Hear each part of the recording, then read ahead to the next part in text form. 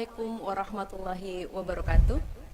Warga Bantul semuanya, sahabat religi kantor Kementerian Agama Kabupaten Bantul, bagaimana kabarnya?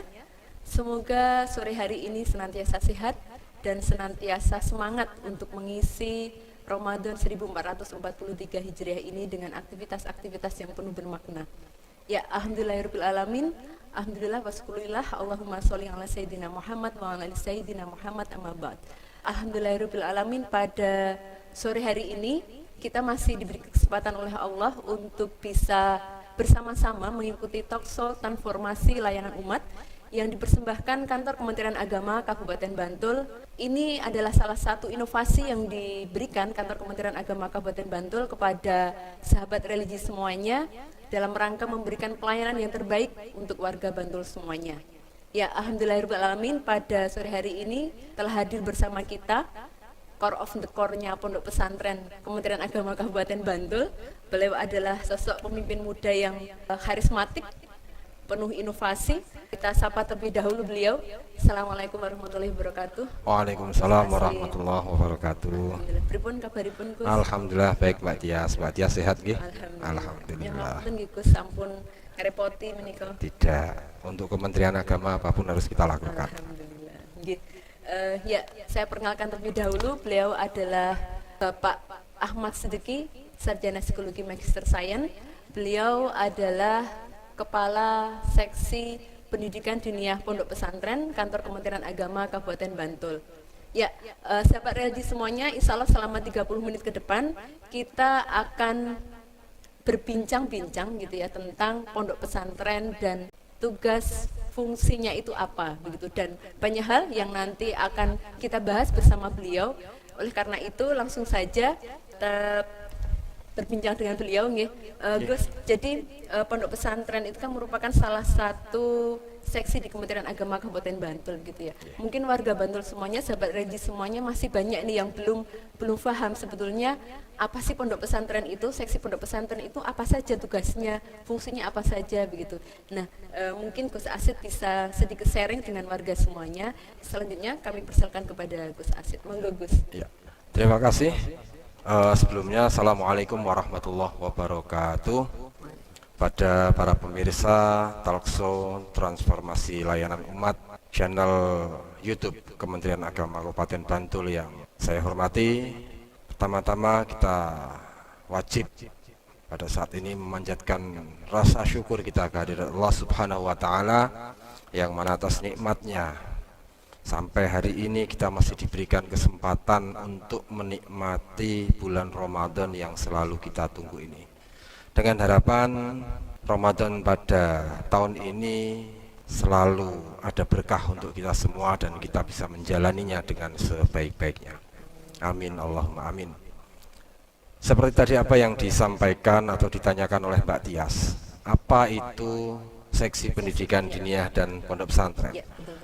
Perlu kami sampaikan bahwa seksi pendidikan diniyah dan pondok pesantren merupakan salah satu unsur penting di Kementerian Agama Kabupaten Bantul karena mempunyai tugas dan fungsi yang sangat strategis, diantaranya kegiatan pelayanan, bimbingan teknis, pembinaan, serta pengelolaan data dan informasi di bidang pendidikan diniyah dan pondok pesantren berdasarkan kebijakan yang sudah ditetapkan oleh Kepala Kantor Kementerian Agama Kabupaten Bantul. Dengan demikian, tujuan adanya seksi pendidikan diniyah dan pondok pesantren di Kementerian Agama Kabupaten Bantul adalah mewujudkannya dalam perumusan kebijakan teknis dan perencanaan di bidang pendidikan keagamaan, mewujudkannya dalam bidang pelayanan kepada masyarakat, mewujudkannya dalam bimbingan, pembinaan, serta pengelolaan informasi, serta mewujudkannya di dalam pelaporan di bidang pembinaan syariah. Itu segelumit tentang tugas pokok dan fungsi dari seksi pendidikan diniyah dan pondok pesantren. Berarti yang masuk dalam wilayah binaannya itu ya, kalau pondok pesantren itu apakah hanya pondok pesantren saja Gus atau ada yang lainnya? Oh, terima kasih. Ya. Seksi pendidikan diniyah pondok pesantren di dalam hal ini membawai lembaga pendidikan keagamaan Islam. Jadi tidak hanya pondok. Tidak ya? hanya pondok pesantren. Lembaga pendidikan keagamaan Islam di sini ada 3. Yang pertama adalah pondok pesantren, Ya. yang kedua adalah madrasah diniyah, dan yang ketiga adalah lembaga pendidikan Al-Quran. Yang itu semua terangkum dalam lembaga pendidikan keagamaan Islam. Ini yang membedakan dengan madrasah sanawiyah dan madrasah aliyah atau madrasah ibtidaiyah. Kalau madrasah ibtidaiyah, madrasah sanawiyah dan aliyah itu adalah sekolah umum yang di dalamnya ada penambahan ilmu agama, Ya. sedangkan lembaga pendidikan keagamaan Islam adalah pendidikan keagamaan yang murni mempelajari agama Islam. Oh. Jadi itulah yang membedakan antara madrasah dengan lembaga yang ada di bawah dari seksi PD Pontren. Nggih. Jadi hanya untuk pendidikan Islam gitu ya. Jadi Betul. di sana tidak ada kurikulum yang selain itu gitu ya Gus. Iya, betul. Oh Nggih. ya, sangat menarik sekali sahabat religi semuanya perbincangan kita mengenai tugas dan pokok fungsi dari pendidikan diniyah pondok pesantren. Banyak hal yang ingin kita gali lagi nanti, tapi izinkan untuk kita rehat sebentar.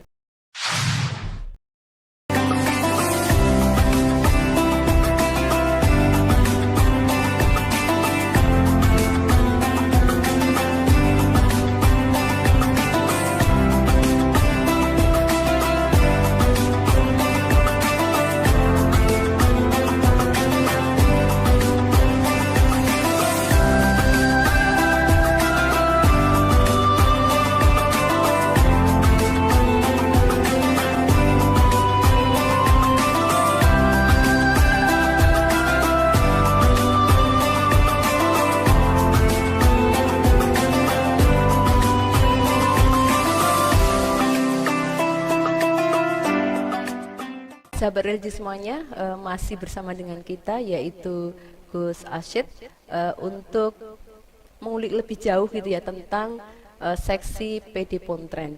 Ya, kalau tadi kita Gus Asyid sudah menyampaikan mengenai tugas pokok fungsi dari PD Pontren gitu ya secara umum gitu ya.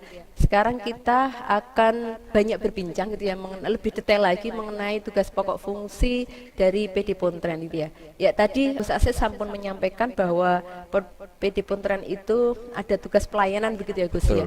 Ya mungkin seperti apa sih Gus pelayanan yang diberikan oleh pondok pesantren, dan mungkin juga nanti tugas-tugas yang lainnya bisa disampaikan dengan lebih detail. Monggo Gus. Terima kasih.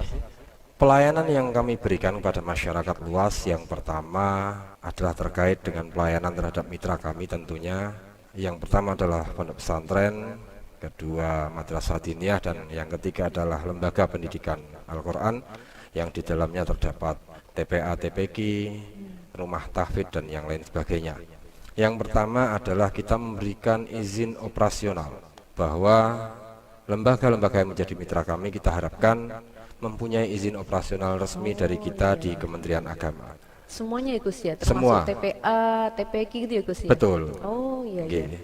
Ya mungkin banyak warga yang belum paham ya Gus ya, jadi Ya. tentang izin operasional. Ya, tentu saja ini perlu kami sampaikan bahwa lembaga pendidikan keagamaan Islam khususnya madrasah diniyah dan LPQ yang di dalamnya mencakup TPA, TPQ maupun rumah tahfidz itu izin operasional cukup sampai di Kementerian Agama tingkat kabupaten. Cukup di Artinya kabupaten, cukup sampai di kita, mereka mengajukan, kemudian kita verifikasi. Apabila memenuhi persyaratan yang sudah ditentukan, akan kita keluarkan izin operasionalnya. Agak berbeda dengan pesantren. Untuk pesantren, izin operasional dikeluarkan oleh Direktorat Pendidikan Diniyah dan Pondok Pesantren Kementerian Agama Republik Indonesia. Oh, Yang harus ke mana Jakarta gitu ya? betul, yang mana tingkat batasan dari kewenangan kita di sini hanyalah melakukan verifikasi, kemudian kita memberikan rekomendasi yang diteruskan oleh kantor wilayah Kementerian Agama ke pusat, yang nantinya apabila rekomendasi itu kita berikan bahwa pemohon lembaga yang memohon izin operasional keberadaan pesantren lolos verifikasi sesuai dengan fakta yang ada, maka akan kita berikan rekomendasi yang kemudian akan dikeluarkan izin operasional berupa nomor statistik pondok pesantren yang dikeluarkan oleh Direktorat Pendidikan Diniyah dan Pondok Pesantren Kementerian Agama Republik Indonesia. Itu berarti pengajuan dari pondok itu lewat Kemenak Bantul, Kementerian Agama Bantul, atau langsung ke pusat, Gus? Gimana, Gus? Ada dua. Yang pertama melalui web yang ada di Direktorat PD Pontren. Mereka harus mengajukan secara online. Berarti lewat web. Betul. Ya? Kemudian mereka juga harus mengajukan proposal kepada kami. Oh, iya. Serta khusus untuk di Bantul, ini kita sudah beberapa waktu bekerja sama dengan Forum Komunikasi Pondok Pesantren atau FKPP, yang mana ini mitra kami juga, yang kita ajak untuk ikut melakukan monitoring dan evaluasi terhadap keberadaan pondok pesantren yang ada di Kabupaten Bantul, yang di situ fungsinya ikut memverifikasi sejauh mana keberadaan sebuah pesantren yang mengajukan izin operasional, apakah ini layak atau tidak.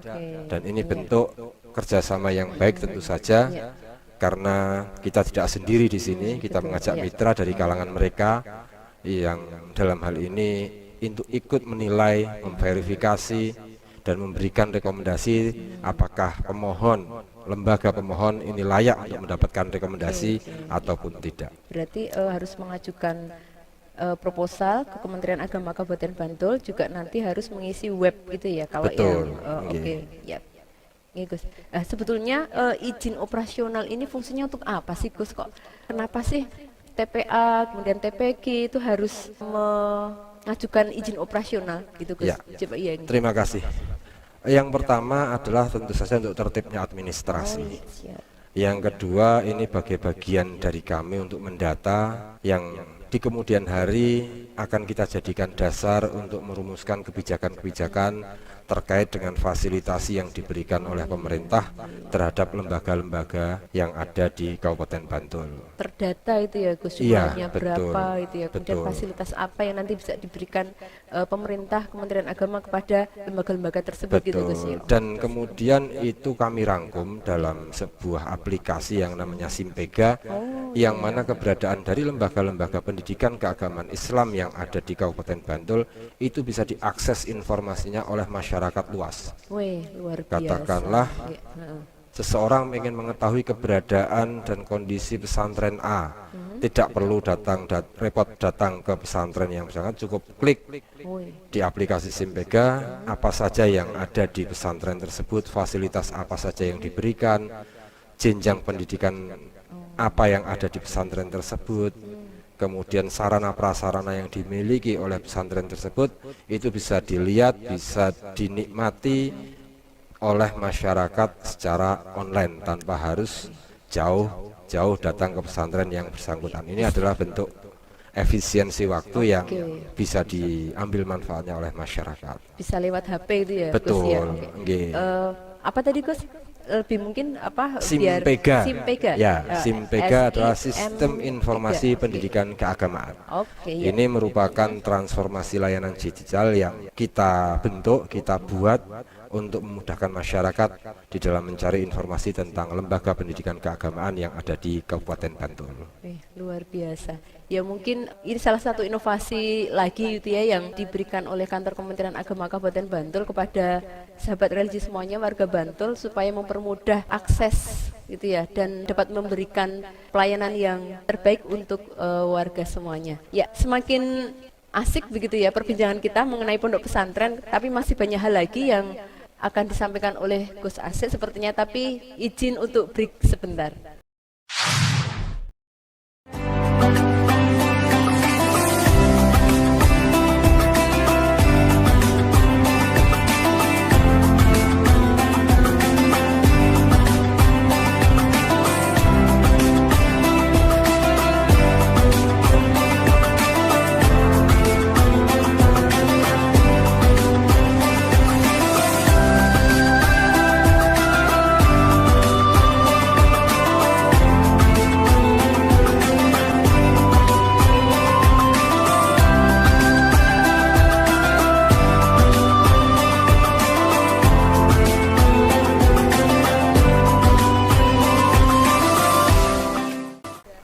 berbincang mengenai pelayanan atau tugas pelayanan yang dilaksanakan oleh seksi PD Pontren begitu ya.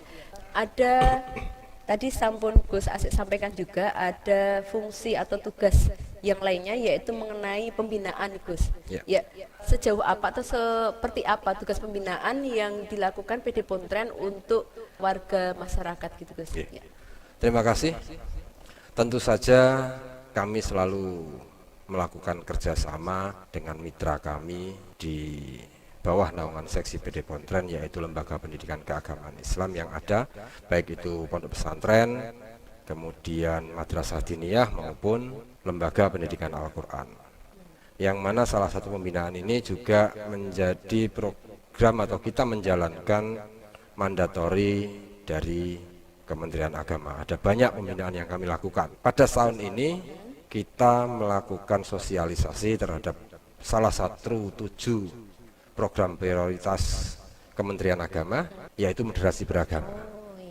Bagaimana kita meminta kepada mitra kami di Lembaga Pendidikan Keagamaan Islam yang ada, baik itu pesantren, madrasah diniyah maupun LPG, untuk melakukan pendidikan atau mengajarkan moderasi beragama kepada anak didiknya.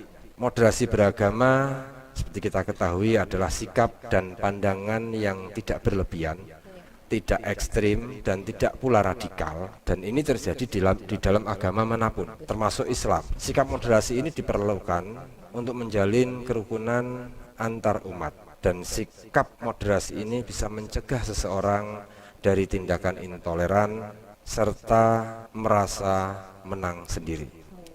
Secara bahasa atau secara istilah, moderat berasal dari kata al-wasatiyah yang berarti umat pertengahan, seperti yang tercantum atau termaktub dalam firman Allah dalam surat Al-Baqarah ayat 143, A'udzubillahi minasyaitonirrajim, Bismillahirrahmanirrahim, wa kadzalika ja'alnakum ummatan wasatan litakunu syuhada'a 'alan nas wa yakunar rasulu 'alaikum syahida.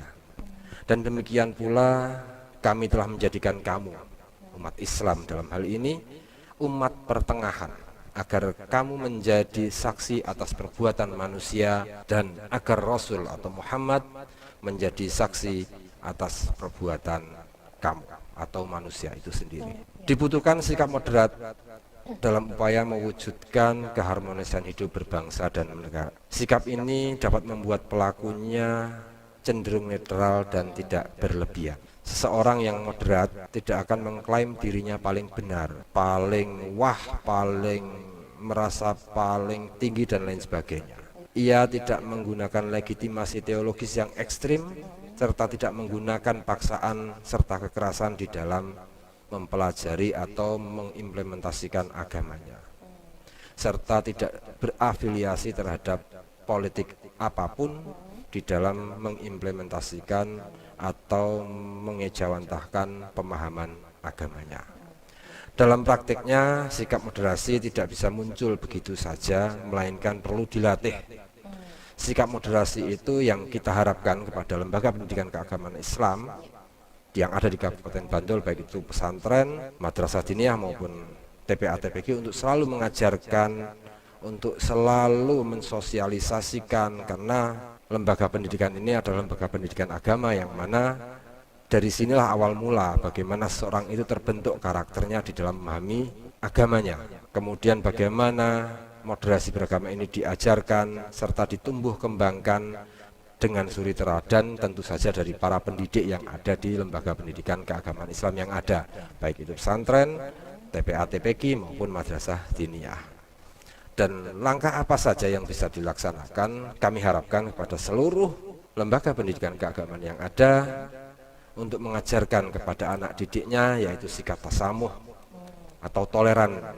Bagaimana menumbuhkan sikap toleransi di dalam memahami agamanya, kemudian tawazun atau berkeseimbangan. Bagaimana seseorang bisa mengetahui hak dan kewajibannya, bagaimana seseorang bisa mengetahui aplikasi di dalam memahami agamanya, bagaimana mengimplementasikannya dengan adil, artinya adil bagaimana untuk kepentingan pribadi, mana untuk kemaslahatan umat, itu harus bisa diajarkan sejak dini di lembaga pendidikan yang ada. Kemudian i'tidal atau lurus dan tegas. Artinya tidak kemudian mencampur adukkan akidah di sini. Akidah ya akidah, moderasi beragama pemahamannya tentang sebagai umat manusia kita harus juga tetap menghormati yang lainnya, akan tapi tidak kemudian menggoyang dari akidah yang ada yang kita yakini. Kemudian juga memunculkan sikap atau mengajarkan sikap musawah atau egaliter, yaitu persamaan derajat antar manusia, bahwa kita sama manusia itu sama derajatnya di hadapan Allah. Inna akramakum indallahi atqakum, bahwa yang memuliakan atau mulianya manusia di hadapan Allah adalah tingkat ketakwaannya, dan yang bisa menilai tingkat ketakwaan itu tentunya hanya Allah, bukan manusia. Kemudian kita ajarkan kepada anak didik kita bermusyawarah, artinya segala sesuatu harus dilandasi dengan musyawarah dan menjadi keputusan bersama yang telah disepakati dan dimufakati. Jangan kemudian merasa menang sendiri, merasa apa yang ada pada dirinya itulah yang paling benar dan lain sebagainya. Tapi bermusyawarahlah untuk menghadapi segala sesuatu sehingga keputusan yang diambil nantinya menjadi kemufakatan bersama.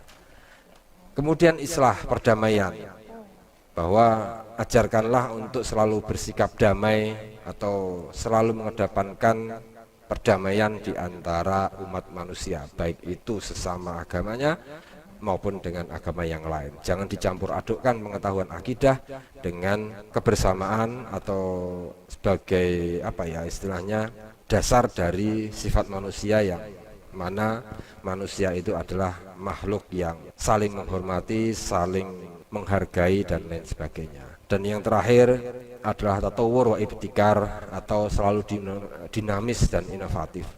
Artinya di dalam mengajarkan pendidikan moderasi beragama atau di dalam mengajarkan moderasi beragama kepada anak didiknya harus selalu dinamis, mengikuti perkembangan zaman dan inovatif.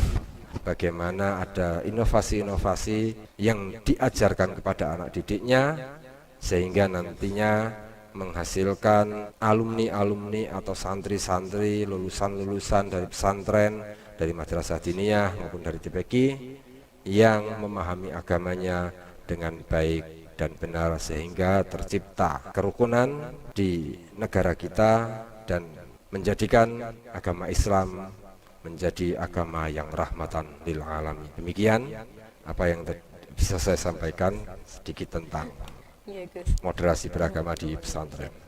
Ya, luar biasa sekali yang sudah disampaikan Gus Asyid tadi ya mengenai moderasi beragama, begitu ya, salah satu bentuk pembinaan yang dilakukan dari PD Pontren, Kantor Kementerian Agama Kabupaten Bantul, kepada sahabat religi semuanya. Ya, karena dibatasi oleh waktu, begitu ya, dan tentunya apa yang disampaikan Gus Asyid tadi masih banyak hal mungkin yang menjadikan pertanyaan begitu ya oleh sahabat religi semuanya. Kami memberikan kesempatan kepada warga Bantul semuanya, sahabat religi, untuk kalau masih penasaran bisa hadir ya Gus ya, Monggo, ke silakan. Kantor Kementerian Agama Kabupaten Bantul lalu mencari Gus Asyid begitu ya. Nanti insya Allah akan disambut dengan senyuman dan tangan terbuka nih Gus. Siap, insya Allah. Alhamdulillah. Kesempatan yang luar biasa sekali ya, nanti bisa sekalian silaturahim ke Gus Asyid begitu. Ya, warga Bantul semuanya, sahabat religi semuanya, sudah semakin sore dan sudah menjelang buka puasa. Tidak bijak sekiranya perbincangan kita lanjutkan karena dibatasi waktu. Mungkin ini yang bisa kami haturkan kepada warga Bantul semuanya, sahabat religi semuanya, talkshow pada sore hari ini. Dari kami mohon maaf kalau banyak kekurangan, dan sekali lagi matur suwun Gus Asyid. Terima kasih. Iya, Matias, mungkin nanti kalau masih diberi kesempatan oleh tim untuk paring pangandikan lagi masih berkenan ya Gus, Insya ya? Allah siap. Alhamdulillah. Ya, demikian sahabat religi semuanya, salah satu inovasi sekali lagi yang diberikan Kantor Kementerian Agama Kabupaten Bantul adalah talkshow transformasi layanan umat di channel Kemenag Bantul. Jadi saudara warga Bantul semuanya, sembari masak gitu ya, sembari mencari makanan, sekali lagi jangan lupa untuk menyaksikan channel YouTube Kemenag Bantul. Demikian, selamat berbuka. Mohon maaf, akhirul kalam. Assalamualaikum warahmatullahi wabarakatuh. Waalaikumsalam warahmatullahi wabarakatuh.